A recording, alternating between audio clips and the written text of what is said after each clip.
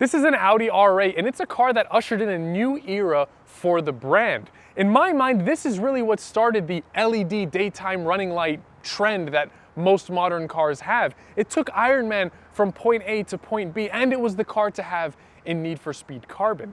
Unfortunately, it is a legacy that is coming to an end because this, the 2023 Audi R8 GT, is the last of all of the R8s. It's really a very sad time, but in today's video, I'll take you through this car and explain what makes the R8 GT special, and we'll end by giving it some Car Cave credits. Start by talking through the changes that the R8 GT has on the exterior. You're going to get a slew of aerodynamic carbon fiber parts, the front splitter, the canards on either side of the front bumper, your side view mirrors, side skirt, R8 side blade, and this little trim piece behind the window are all carbon fiber, as are the gooseneck rear spoiler and the rear diffuser, which cocoons the sport exhaust. Now, some of those features, some of those carbon fiber bits are optional extras on standard R8s, but everything comes standard on the R8 GT. One thing that you can't get on any other R8 is actually the intake manifold is finished in black on this car, where usually it's silver. This is a first for the Audi R8 and only for the GTs. Also, all of the badges are blacked out, but that's an optional extra that you can select. It does have bespoke wheels. I'll get into a little bit more why those are important when we talk about the performance. But since everything comes standard with this car, you really don't have a lot of options to choose from other than the color, of which there are 3 selections. You can get the Daytona Gray, which is this color here. There's Mythos Black and Tango Red, all of which are metallic. On the interior of the R8 GT, and there's not that many differences that are going to set it apart from a standard R8, but there are a couple of things that I think are worth mentioning.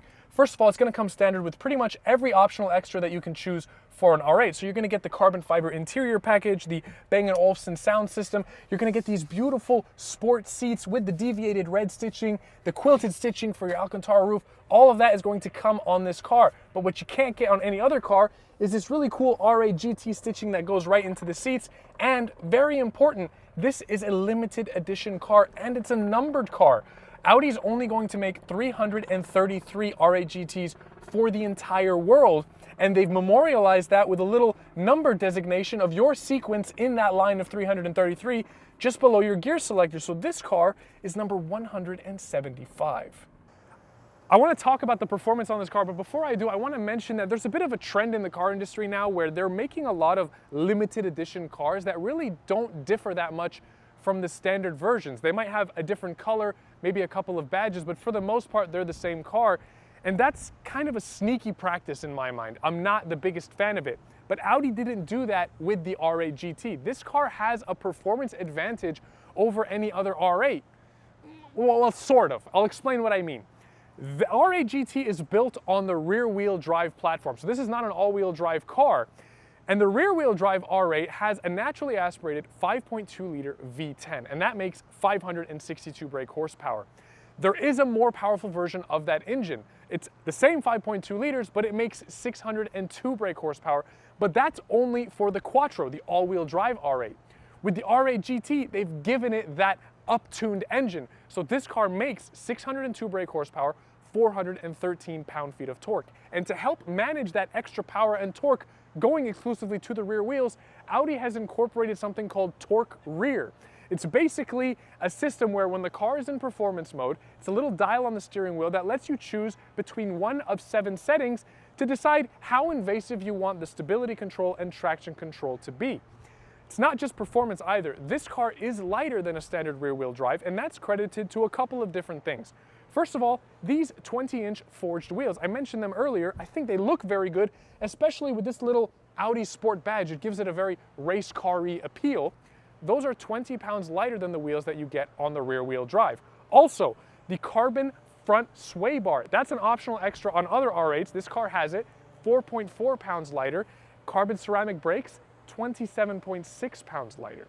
You add all of that up, mix in that it has a little bit less sound deadening material and all of this carbon fiber, and this car weighs 55 pounds less than a standard rear-wheel drive. It does still have a 7-speed double-clutch automatic gearbox, and all of that means that this car will do 0 to 60 in 3.4 seconds. Now that is slightly faster than the standard rear-wheel drive car, but also slightly slower than the R8 Quattro.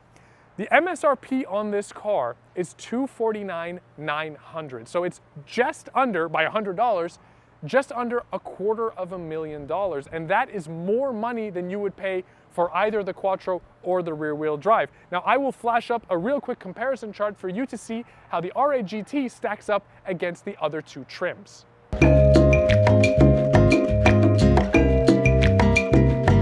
Now there is a bit of a sticking point that I have with this car because I went on Audi's configurator and I built a rear wheel drive R8 to get pretty much every option that you can get on this car that's available. Like I said, there's a couple things that you simply can't get, but as a whole, it was pretty much the same car, and that came out to around $197,000. Now you can obviously argue that, well, you don't have the extra power or the different wheels and all that, and that's fine. So I went and I built the Quattro, and that worked out to around $220,000. So still cheaper than this, and the Quattro is faster. So that begs the question, why would you go for the R8 GT when you can get more performance out of a cheaper car and it's still an R8?